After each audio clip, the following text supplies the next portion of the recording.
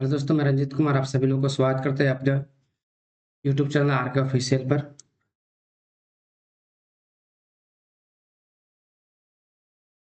चलिए, एक नए सेशन में आज हम लोग फिर से पॉलिटी सीरीज के अंतर्गत कुछ इंपॉर्टेंट क्वेश्चंस को डिस्कस करेंगे। तो मिनट आइए हम लोग आज के सेशन की शुरुआत करते हैं। सेशन काफी इंटरेस्टिंग होने वाला है। आप हमारे साथ अंत तक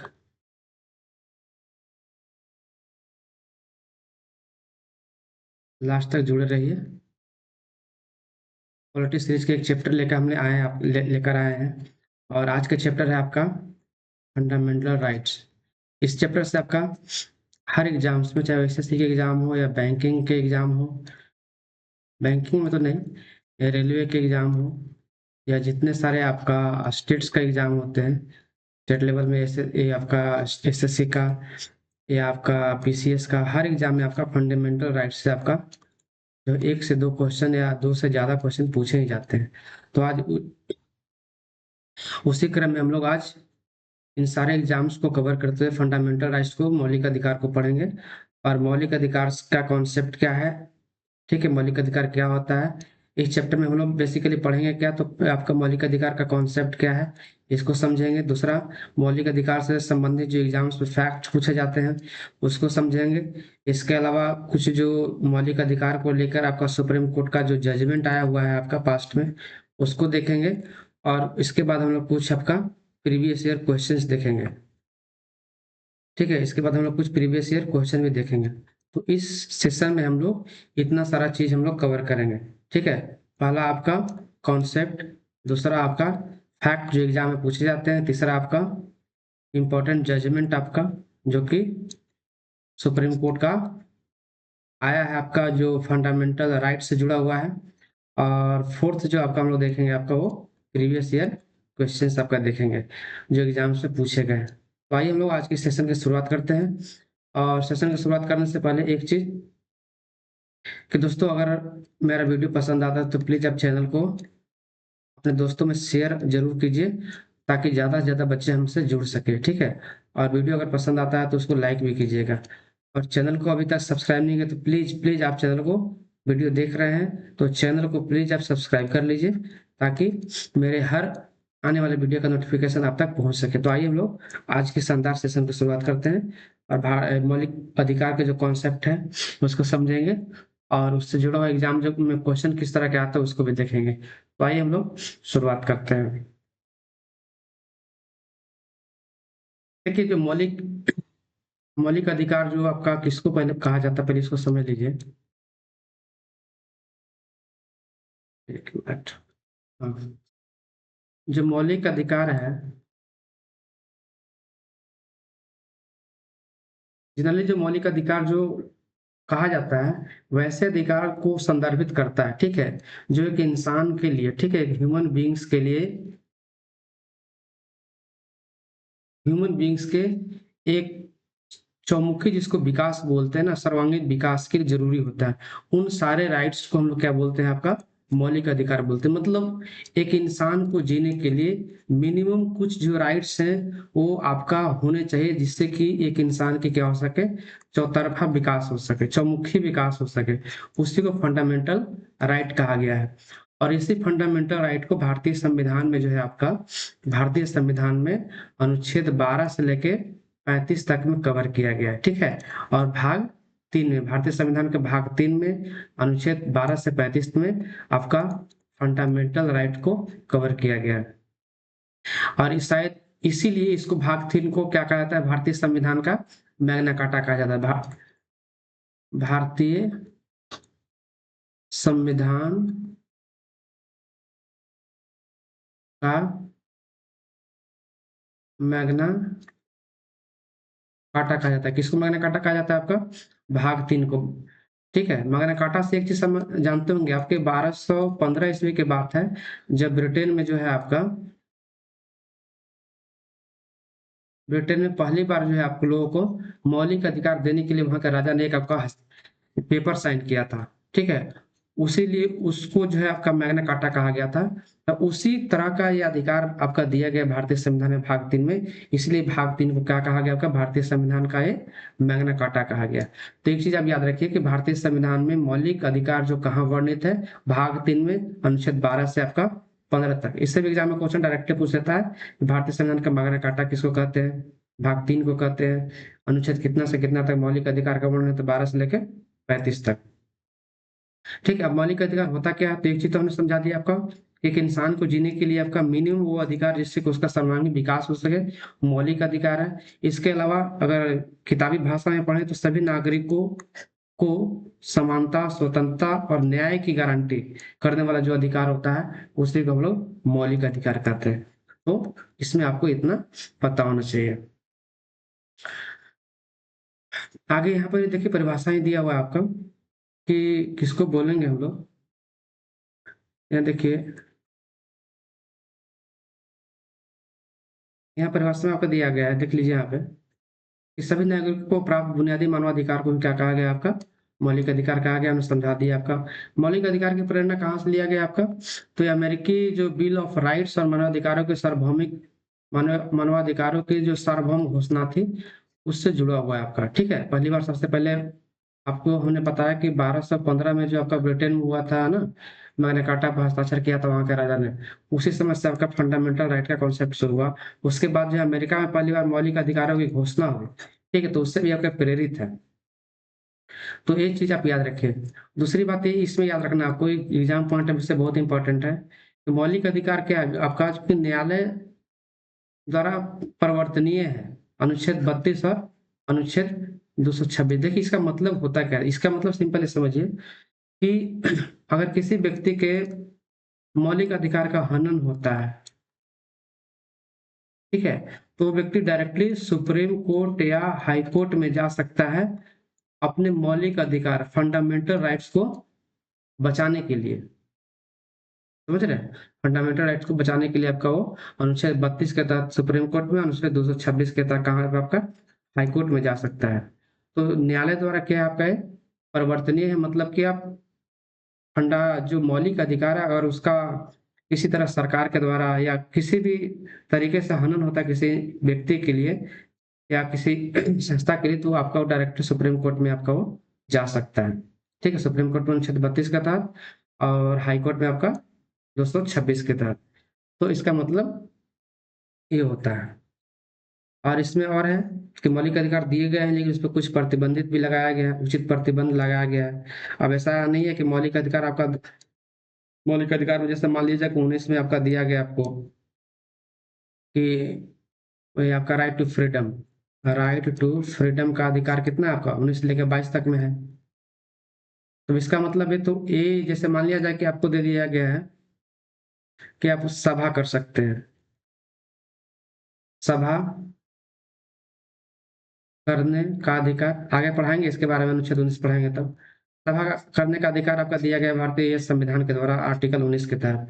तो सभा करने का अधिकार दिया गया आपका मौलिक अधिकार है, लेकिन ऐसा नहीं होना चाहिए कि आपके मौलिक अधिकार के प्रैक्टिस के कारण किसी दूसरे को तकलीफ हो। अब ऐसा नहीं होगा कि आप मौलिक अधिकार के लिए आप सभा कर रहे हैं, प्रदर्शन कर रहे हैं और आपका रोड जाम हो जाएगा।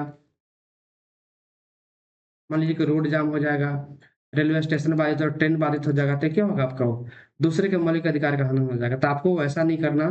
मौलिक अधिकार आपको यूज करना, मौलिक अधिकार आपको तभी यूज कर सकते हैं ताकि दूसरे के मौलिक अधिकार में बाधा ना आए। तो वो इस तरीके से कुछ उचित प्रतिबंध भारतीय संविधान में मौलिक अधिकार पर लगाया गया है। दूसरे के अपने किसी व्यक्ति द्वारा अपने मौलिक अधिकार को प्रयोग करने पर किसी दूसरे के मौलिक अधिकार का हनन ना हो। तो इसमें ये चीजें हैं। अभी यहाँ पे एक प्रश्न भी ऐड किया हुआ है कि भारतीय संविधान के किस भाग में मौलिक अधिकार है, एग्जाम में तो बार बार आता ही है आपका, ये आपका उन्हें बता दिया आपको भाग 3 में, इसको आप याद रखेंगे। आगे जो है आपका कि मौलिक अधिकारों की विशेषता। देखिए मौलिक अधिकार की विशेषता में तो हमने आपको बता ही दिया कि अगर मौलिक अधिकार के किसी व्यक्ति का हनन होता है तो यहाँ पे देखिए क्या लिखा, मौलिक अधिकारों की विशेषता में न्यायिक, सुप्रीम कोर्ट हाई कोर्ट जा सकते हैं। मौलिक अधिकार का हनन होता है तो आप सुप्रीम कोर्ट जा सकते हैं, हाई कोर्ट जा सकते हैं। कुछ अधिकार पूर्ण है, जैसे अनुच्छेद अनुच्छेद 17 छुआछूत की जो अधिकार दिया गया है, जैसे राष्ट्रीय आपात में निलंबित अनुच्छेद 20 और 21 को छोड़कर संशोधनीय लेकिन बेसिक स्ट्रक्चर का खंडन नहीं, केशव भारती केस। अब देखिए इसमें बता क्या रहा है आपका, सिंपल समझिए कि मौलिक अधिकारों की विशेषता में एक चीज तो है कि न्यायिक विशेषता क्या है आपका, कि अगर मौलिक अधिकार का हनन होता है तो आप सुप्रीम कोर्ट या हाई कोर्ट जा सकते हैं। दूसरा, कुछ मौलिक अधिकार अपने आप में पूर्ण है आपका, ठीक है, उसमें कोई बाधा नहीं, जैसे छुआछूत। छुआछूत का जो है ना आपका अनुच्छेद 17 के तहत जो दिया गया है, तो इसको कोई भी प्रैक्टिस नहीं कर सकता है किसी के खिलाफ भी, तो ये आपका पूर्ण अधिकार हो गया।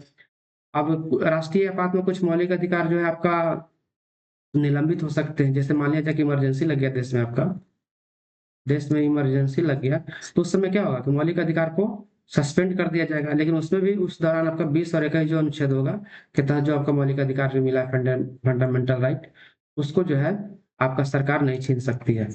ठीक है, तो ये आपका बता रहा है।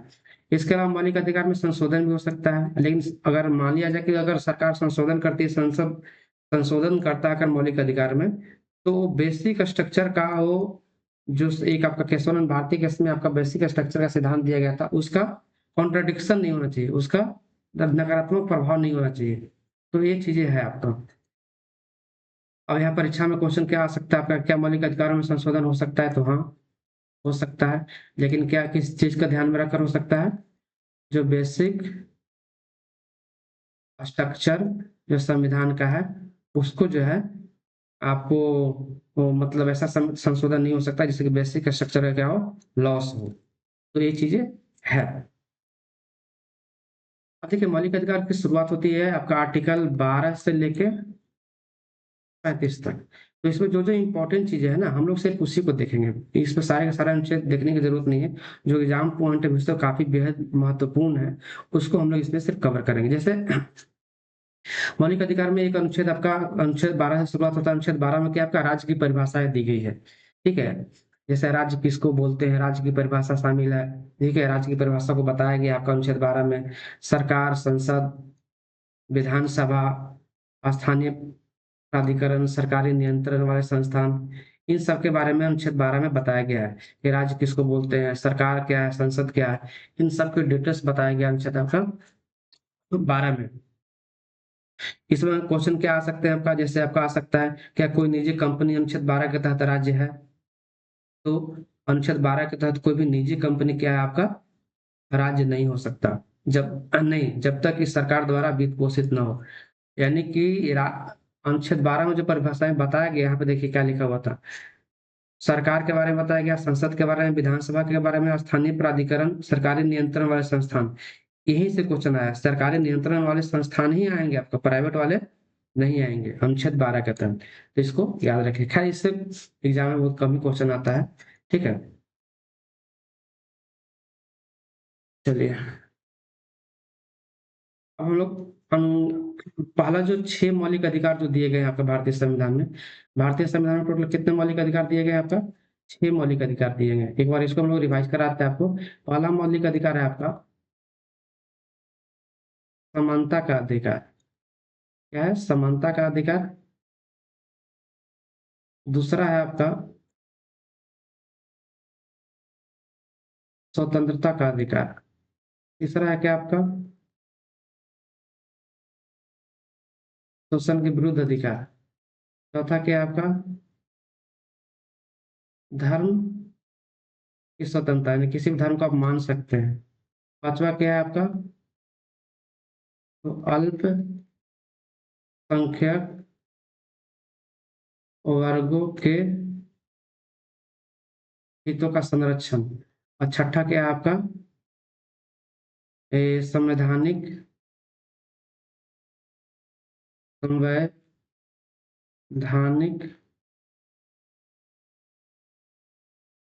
उपचारों का अधिकार। ये आपका 6 जो है आपका मौलिक अधिकार भारतीय संविधान में देखिए, समानता का अधिकार, स्वतंत्रता का अधिकार, शोषण के विरुद्ध अधिकार, धर्म जिस मानने की स्वतंत्रता, अल्पसंख्यक वर्गों के हितों का संरक्षण और संवैधानिक उपचारों का अधिकार। तो इन 6 अधिकारों को ही हम लोग आज के सेशन में हम लोग कंप्लीट करेंगे और समझेंगे। एक चीज इसमें ये है कि यहाँ पे जो समानता का अधिकार है आपको 14 से लेकर 18 तक में, ये भी याद रखिए। और स्वतंत्रता का अधिकार 19 से लेकर 22 में, शोषण के विरुद्ध अधिकार 23 से लेकर 24 में, और धर्म जो किसी को मान सकते हो 25 से 28 में, 29 से 30 में अल्पसंख्यक वर्गों के हितों का संरक्षण, और अनुच्छेद 32 में आपका संवैधानिक जो उपचारों का अधिकार, राइट टू रेमेडी।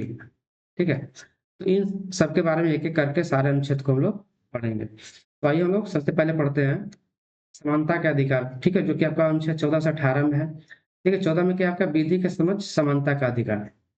अनुच्छेद 14 में क्या आपका विधि के समझ समानता का अधिकार। इसके अंतर्गत क्या है कि कोई भी व्यक्ति जो है आपका, चाहे वो अमीर हो या गरीब हो, किसी धर्म का हो, किसी जाति का हो, सबके लिए एक समान, कानून की नजर में सब क्या होगा आपका समान होंगे। ठीक है, ये अनुच्छेद आपका 14 कहता है। इसमें हालांकि कुछ अपवाद हैं, राष्ट्रपति का पद हो गया आपका, ठीक है, राज्यपाल का पद हो गया, उनको कुछ अपवाद स्वरूप विशेष अधिकार दिए गए। लेकिन खैर, आपको एग्जाम पॉइंट ऑफ व्यू से याद रखना है कि अनुच्छेद 14 के तहत क्या आपका विधि के समक्ष समानता का अधिकार। इसका मतलब यह है कि कानून की नजर में सभी लोग बराबर है, चाहे वो अमीर हो, गरीब हो, किसी जाति का हो, किसी धर्म का हो, ठीक है, किसी क्षेत्र का हो, चाहे मतलब आपका साउथ से आता हो, नॉर्थ से आता हो, किसी कहीं से भी आता हो। ये आपका 14 में है। अनुच्छेद 15 में क्या आपका कि धर्म, जाति, लिंग, जन्म स्थान के आधार पर किसी के साथ भेदभाव नहीं किया जाएगा। 16 में क्या है, सरकारी नौकरियों में समानता। ठीक है, सरकारी नौकरियों में आपका समानता। हालांकि इसमें आपका SC ST को आरक्षण दिया गया है। ठीक है, आरक्षण दिया गया है, लेकिन आपका अनुच्छेद 16 में आपको क्या याद रखना है कि सरकारी नौकरियों में समानता, या इसको दूसरे ढंग से लिखा जाता है कि लोक नियोजन में अवसर की समानता, तो ये अनुच्छेद 16 में है। 17 में याद रखना है कि अस्पृश्यता का उन्मूलन, छुआछूत का अंत किया गया है कि अब किसी आपका कमजोर वर्ग या जिसको बोला जाता है जो दलित वर्ग है, उनके साथ कोई भी व्यक्ति छुआछूत का जैसा प्रथा को प्रमोट नहीं करेगा, उस तरह का कोई प्रैक्टिस नहीं करेगा। तो अनुच्छेद 17 में हो गया। अनुच्छेद 18 में क्या है, उपाधियों का अंत है। ठीक है, कोई व्यक्ति जैसे राजा महाराजा नहीं लगा सकते नाम के पहले आप, कि महाराजा रंजीत सिंह, महाराजा ये सिंह, महाराजा वो सिंह, ये सब आप नहीं लिख सकते हैं। वैसे मेरा नाम रंजीत है, आप जान ही रहे हैं, इसलिए महाराजा रंजीत सिंह का हमने नाम ले लिया यहाँ पे। खैर, क्वेश्चन एग्जाम में क्या आएगा आपका, क्या अनुच्छेद 14 वर्गीकरण की अनुमति देता है? हाँ, लेकिन वो तर्क संगत होना चाहिए। ठीक है, अनुच्छेद 14 जो हमने बताया ना आपको कि विधि के समझ समानता का अधिकार, लेकिन उसमें क्या होगा, कोई कुछ आपका उसमें लोगों को विशेष दिया गया, जैसे आपका राष्ट्रपति का पद हो गया है, या फिर गवर्नर राज्यपाल का पद हो गया, उनको क्या दिया गया आपका विशेष अधिकार दिए गए। तो ये था आपका समानता का अधिकार आपका, जो कि हमने पढ़ा 14 से लेकर 18 तक। अब हम लोग पढ़ेंगे स्वतंत्रता का अधिकार 19 से 22। देखिए, स्वतंत्रता के अधिकार में आपका सबसे पहला जो अनुच्छेद है आपका 19 है। ठीक है, आर्टिकल 19 में हम लोग क्या पढ़ेंगे आपका, राइट टू एक्सप्रेशन, अभिव्यक्ति की स्वतंत्रता। ठीक है, इसके अंतर्गत मतलब आप अपनी भावनाओं को, अपने विचार को रख सकते हैं। ठीक है, क्या कर सकते हैं, रख सकते हैं। इसी के तहत क्या होता है आपका, नहीं देखते आजकल देश में हमेशा इस चर्चा का विवाद, चर्चा का विषय बना रहता है कि क्या बोलना है, क्या नहीं बोलना, क्या बोलना, बोलना को आपका व्यक्ति का वो जो राइट टू एक्सप्रेशन का अधिकार है उसको माना जाएगा, या क्या मतलब बोले वो इससे बाहर चला जाता है। जैसे बहुत सारे लीडर्स लोग जो होते हैं वो क्या करते हैं, आपका हेट स्पीच देते हैं, जिससे क्या होता है समाज में नफरत फैलती है। तो क्या वो भी आपका फ्री जो आपका स्पीच का जो आर्टिकल 19 है, क्या उसका वो पालन कर रहे हैं, क्या उसके तहत वो बोल रहे थे। ये बहुत सारे आपका विषय पर क्या होती है, विवाद हो जाता है। तो अनुच्छेद 19 के तहत हमें 6 तरह की स्वतंत्रताएं दी गई है। आपका स्वतंत्रता का अधिकार के तहत है, इसके अंतर्गत आप अपने विचार को, अपने भावना को, अपने बातों को रख सकते हैं। इसके अंतर्गत है आपका कि भाषा एवं अभिव्यक्ति बोल सकते हैं, शांतिपूर्ण सभा कर सकते हैं आप, संगठन बना सकते हैं आप, देश में कहीं भी घूमने जा सकते हैं। ठीक है, निवास का स्थान देश में कहीं भी चुन सकते हैं। आपको मुंबई पसंद है तो मुंबई में रहिए, कलकत्ता पसंद है कलकत्ता में रहिए, मद्रास पसंद है मद्रास में रहिए, दिल्ली पसंद है दिल्ली में रहिए, या आपको जम्मू कश्मीर पसंद है तो जम्मू कश्मीर में रहिए। देश में कहीं भी रह सकते हैं, बस सकते हैं।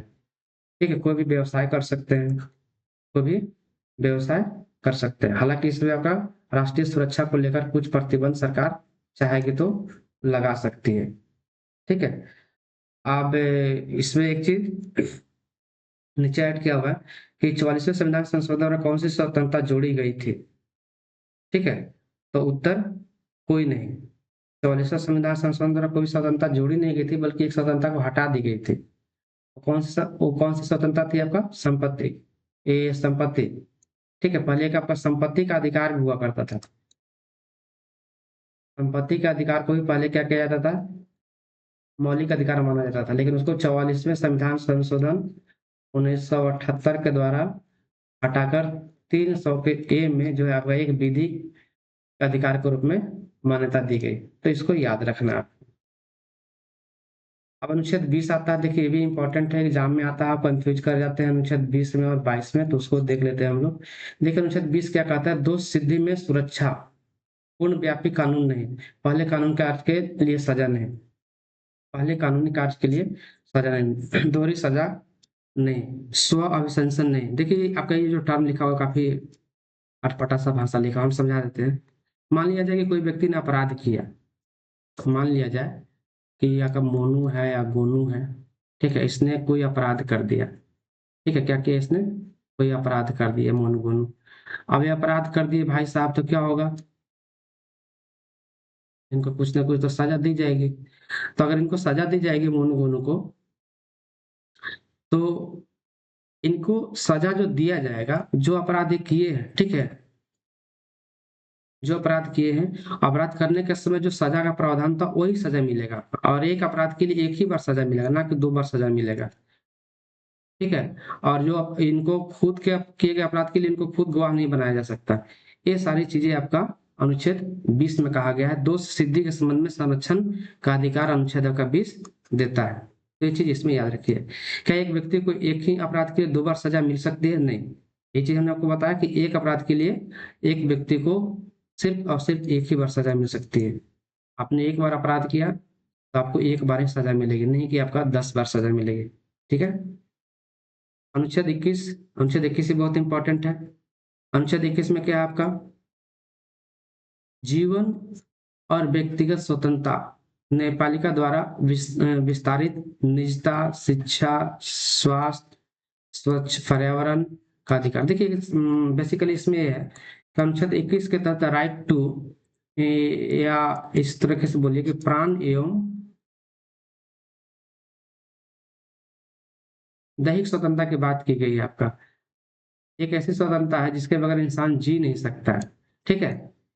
मतलब अनुच्छेद 21 ऐसा अधिकार है जिसको एक इंसान को जीने के लिए, मतलब एकदम इनवाइटेबल जिसको बोलते हैं ना, आपको जिसको टाला नहीं सकता, वो जरूरी ही है, आपका वो होना ही चाहिए, तभी इंसान जी सकता है।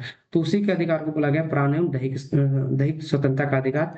हालांकि इस अधिकार में समय समय पर सुप्रीम कोर्ट के जजमेंट के द्वारा बहुत सारे और विस्तार कर दिया गया है। जैसे जीवन और व्यक्तिगत स्वतंत्रता का अधिकार तो था ही, न्यायपालिका द्वारा इसमें जोड़ा गया आपका निजता का जो अधिकार है, शिक्षा का अधिकार है, स्वास्थ्य का अधिकार है, स्वच्छ पर्यावरण का अधिकार है, सब के सब क्या आता है? अनुच्छेद 21 में आता है, प्राण एवं दैहिक स्वतंत्रता के अंतर्गत ही आता है। जैसे इसमें निजता का अधिकार एग्जाम में बार बार पूछा जाता है, तो निजता का अधिकार क्या है आपका? जैसे मान लिया जाए कि आपका कोई डेटा है, ठीक है, जिससे आपका बहुत सारा आपका आधार कार्ड बना हुआ है, ठीक है, या बहुत सारा आपका डिजिटल डेटा रहता है, तो उसको, ये आपका प्राइवेसी है, इसको कोई लीक नहीं कर सकता, इससे आपको कोई दूसरा व्यक्ति ले नहीं सकता। इसी को बोला जाता है आपका निजता का अधिकार। तो अनुच्छेद 21 में है आपका। चलिए अनुच्छेद 23 और 24 आपका। ठीक है। देखिए इसमें आपका अनुच्छेद 23 और 24 में हमने बताया था कि शोषण के विरुद्ध अधिकार को 23 और 24 में आपका डाला गया है। ठीक है। तो इसमें क्या है आपका? मानव तस्करी, बेगारी, ये सब जो है आपका को प्रतिबंधित किया गया है। ठीक है। अनुच्छेद 23 के तहत 24 के तहत है कि 14 वर्ष से कम उम्र के बच्चों को आपका किसी तरह के बाल मजदूरी या बाल श्रम में नहीं लगाया जाएगा। ये आपका अनुच्छेद 24 में है। और 23 में क्या आपका? मानव तस्करी, बेगारी, बंधुआ मजदूरी, सबको रोका गया है आपका अनुच्छेद 23 के तहत। या बलात् श्रम, किसी को आप किसी को क्या बोलते हैं, बरियरी या जोर जबरदस्ती आप किसी को काम के लिए नहीं बोल सकते हैं। ठीक है। अनुच्छेद 23 में, और 14 वर्ष से कम उम्र के बच्चों को किसी तरह के बाल मजदूरी या खतरनाक कामों में कंपनी में फैक्ट्री में नहीं लगाया जा सकता। अनुच्छेद आपका 24 में है। क्या बंधुआ मजदूरी भारत में अवैध है? हाँ, अनुच्छेद 23 के तहत बंधुआ मजदूरी को अवैध बनाया गया है, इसको आप याद रखेंगे। बंधुआ मजदूरी क्या आपका भारत में आपका अवैध है, जो कि अनुच्छेद आपका 23 के तहत है। अब नेक्स्ट है आपका धर्म की स्वतंत्रता। ठीक है, धर्म की स्वतंत्रता हमने बताया था आपको, अनुच्छेद 25 से लेकर 28 तक है। कहाँ तक है आपका? 25 से लेकर 28 तक है। तो अनुच्छेद 25 क्या आएगा? अंतःकरण और धर्म की स्वतंत्रता। अनुच्छेद 25 में क्या आपका? अंतःकरण और धर्म, तो जो धर्म आपको पसंद है उसको मानिए। आपको हिंदू अच्छा लगता है तो हिंदू धर्म को मानिए आप। ठीक है, इस्लाम आपको अच्छा लगता है, क्रिश्चियन आपको अच्छा लगता है, बौद्ध, जैन, पारसी, तो जो आपको इच्छा है, जिस धर्म को में आपकी रुचि है उस धर्म को मान सकते हैं अनुच्छेद 25 के तहत। अनुच्छेद 26 में क्या है? धार्मिक संस्थाएं आप चला सकते हैं। ठीक है, अपने धर्म के प्रचार कर सकते हैं। ठीक है, तो ये सारी चीजें हैं। अनुच्छेद 27 में धर्म के प्रचार के लिए नहीं। अनुच्छेद 28 में क्या है? सरकारी स्कूल में धार्मिक शिक्षा नहीं दिया जाएगा। मतलब धर्म को आप धर्म के अनुसार ही रखेंगे, नहीं कि आपका आप धर्म को स्कूल में लेके चले आएंगे और स्कूल में धार्मिक चीजों को पढ़ाना लिखाना या धार्मिक प्रोपगंडा को फैलाना शुरू कर देंगे। तो ये सारी चीजें आपका अनुच्छेद 28 में है। क्या राज्य धार्मिक प्रथाओं को नियंत्रित कर सकती है? हाँ, राज्य जो है धार्मिक प्रथाओं को प्रतिबंधित कर सकती है या नियंत्रित कर सकती है।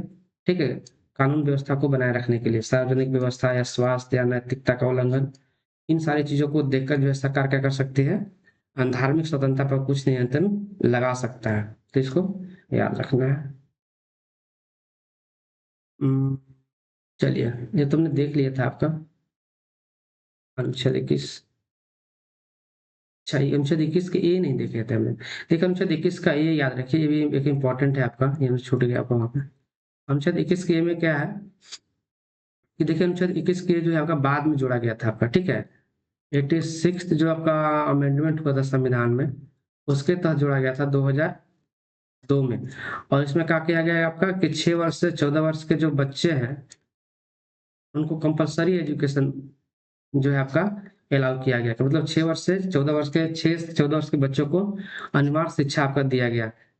ठीक है, वो 86वां 86 संविधान संशोधन 2002 के द्वारा, और ये भी आपका एक मौलिक अधिकार में इसको रखा गया। तो इसको भी आपको याद रखना है। एग्जाम में क्या आता है आपका कि शिक्षा के अधिकार 6 वर्ष से 14 वर्ष के बच्चों के लिए मुफ्त किया गया या अनिवार्य शिक्षा की व्यवस्था की गई, वो किस संविधान संशोधन द्वारा जोड़ा गया? तो 86, ठीक है, 2002 में। क्या शिक्षा का अधिकार मौलिक अधिकार है? बिल्कुल, अनुच्छेद 21 के एक के तहत।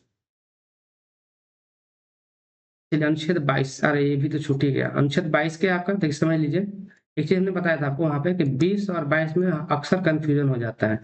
ठीक है, तो देखिए यहाँ पे कंपैरिजन समझ लीजिए, ज्यादा आपको क्लियर हो जाएगा, याद रहेगा। अनुच्छेद 20 में क्या है आपका? दोष सिद्धि। ठीक है, अपराधों के लिए दोष सिद्धि के संबंध में संरक्षण। और अनुच्छेद 22 में क्या है आपका? गिरफ्तारी से सुरक्षा, गिरफ्तारी के कारण बताना अनिवार्य, वकीलों से सलाह लेने का अधिकार, ये सब किसमें है आपका? वो अनुच्छेद 22 में है। यानी कहने का मतलब, आपने कोई अपराध कर लिया, ठीक है, तो उस अपराध के लिए आपको, एक अपराध के लिए एक ही बार सजा मिलेगी। ठीक है, न कि आपका 2 बार मिलेगी। जो अपराध किए तो उस समय उस अपराध के लिए जो आपका सजा का प्रावधान है वही सजा मिलेगी। ये आपका अनुच्छेद 20 कहता है। लेकिन अनुच्छेद 22 क्या कहता है कि मान लिया जाए कोई कोई अपने अपराध कर दिया, मान लिया जाए कोई अपने अपराध कर दिया, तो अपराध जैसे मान लिया कोई व्यक्ति ने आपका किसी के हाथ पैर तोड़ दिया, ठीक है, क्या ऐसे समझिए किसी का मर्डर कर दिया, तो मर्डर करता पुलिस उसको क्या करेगी? अरेस्ट कर लेगी। पुलिस जब अरेस्ट करेगी, तो अरेस्ट करने का एक नियम कानून बताएगा कि आप जो व्यक्ति को आप अरेस्ट करेंगे, तो अरेस्ट करने के 24 घंटा के अंदर जो है आपको क्या करना होगा?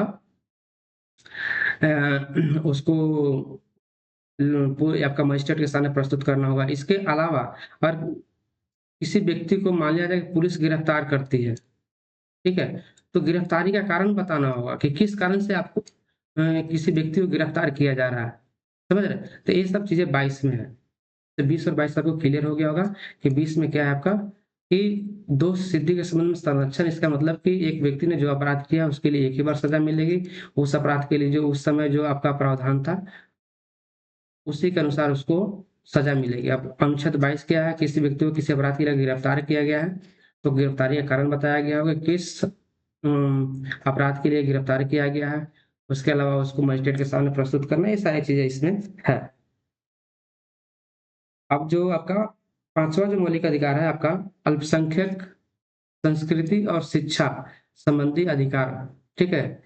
जो मेनली आपका अल्पसंख्यक वर्गों की से जुड़ा हुआ है आपका, जो अनुच्छेद 29 और 30 में है। तो अनुच्छेद 29 में क्या है आपका? अल्पसंख्यकों की भाषा संस्कृति की रक्षा करना, ये भारतीय संविधान का अनुच्छेद 29 में बताया गया। अनुच्छेद 30 में क्या है आपका?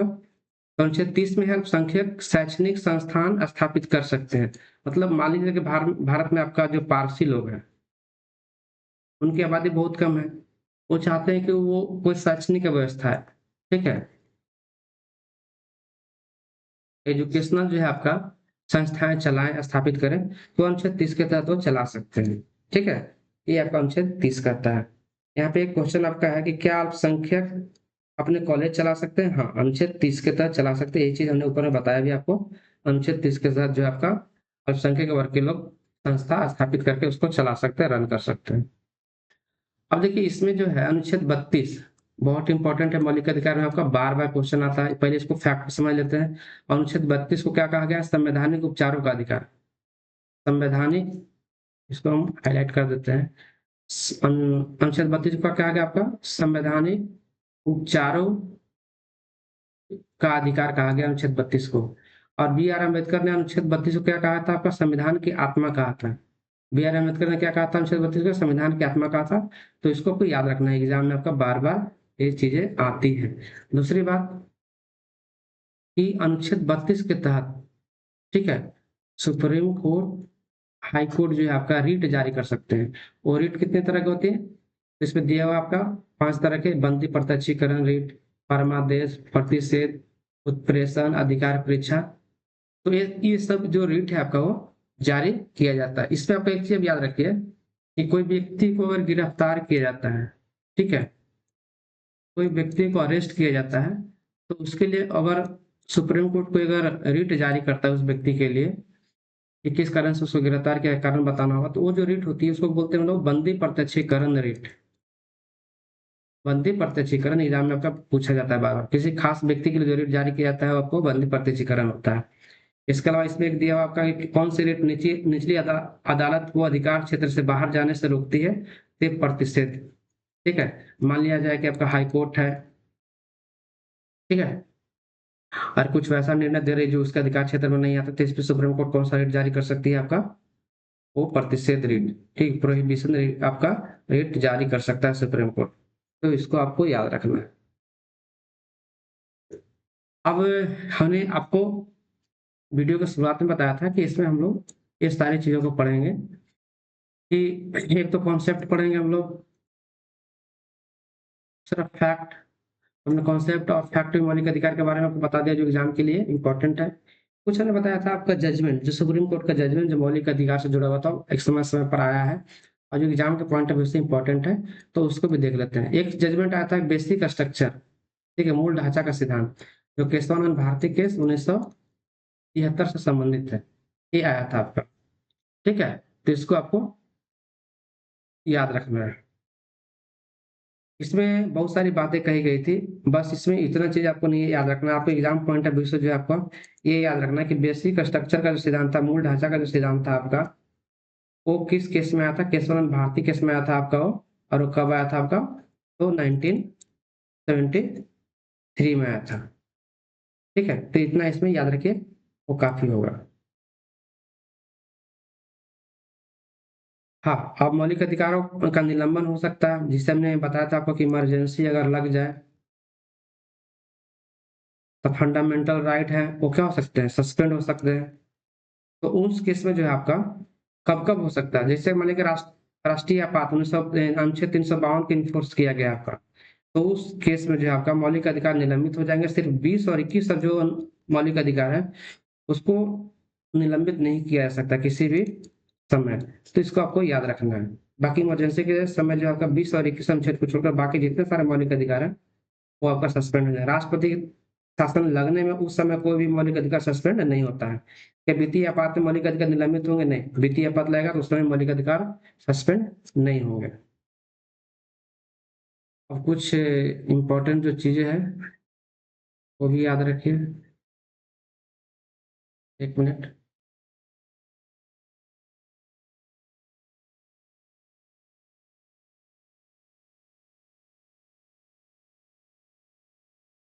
हाँ, मौलिक अधिकार से जुड़ा हुआ कुछ जो चीजें हैं वो याद रखिए कि अनुच्छेद जो है आपका भारत संविधान संशोधन जो हुआ था आपका 1951 में, ठीक है, उसमें भी कहीं ना कहीं वो मौलिक अधिकार से जुड़ा हुआ ही आपका संशोधन था, ठीक है। उसमें आपका जो अनुसूची 9 के अंतर्गत कुछ चीजें परिवर्तित करके जोड़ा गया था। तो ये आपका अनुच्छेद 19 में उचित प्रतिबंध जोड़े गए थे, फर्स्ट जो संविधान संशोधन 1951 हुआ था उसमें। इसमें दो तीन चीज याद रखना आपको कि पहला संविधान संशोधन कब हुआ था, 1951 में हुआ था। दूसरा इसमें आपका संविधान संशोधन में 44वां संविधान संशोधन 1978 हुआ था। इसमें संपत्ति के मौलिक अधिकार को हटाकर अनुच्छेद जो पहले अनुच्छेद 31 में था उसको बाद में आपका 300 के ए में रख दिया गया। तो ये चीज याद रखिए।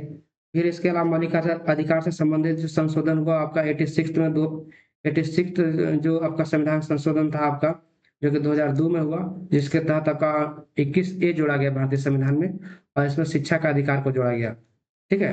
राइट टू एजुकेशन जोड़ा गया और 6 से 14 वर्ष के बच्चों के लिए कंपलसरी एजुकेशन को किया गया।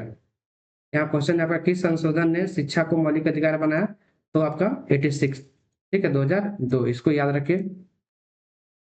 इसके अलावा इसमें कुछ केसेज आपका किए गए जो कि मौलिक अधिकार से जुड़े हुए थे, जैसे आपका ए के गोपालन बनाम मद्रास राज्य का केस था 1950 में, जो अनुच्छेद 21 का संकीर्ण विवेचन करता है।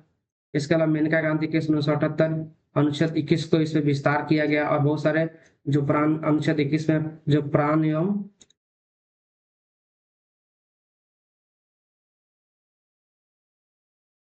दैहिक स्वतंत्रता था उसको, उसमें और भी बहुत सारी चीजों को जोड़ा गया, जैसे हमने बताया ना आपको अनुच्छेद 21 में क्या है, निजता का अधिकार, स्वास्थ्य का अधिकार, शिक्षा का अधिकार, स्वच्छ पर्यावरण का अधिकार, सब जोड़ा गया। तो ये सब सुप्रीम कोर्ट के द्वारा समय समय पर जोड़ा गया आपका, ठीक है। इसके अलावा इसमें आपका 2014 में आपका नालसा केस हुआ, उसके अंतर्गत ट्रांसजेंडर अधिकार दिया गया अनुच्छेद 14, 19 और 21 के तहत।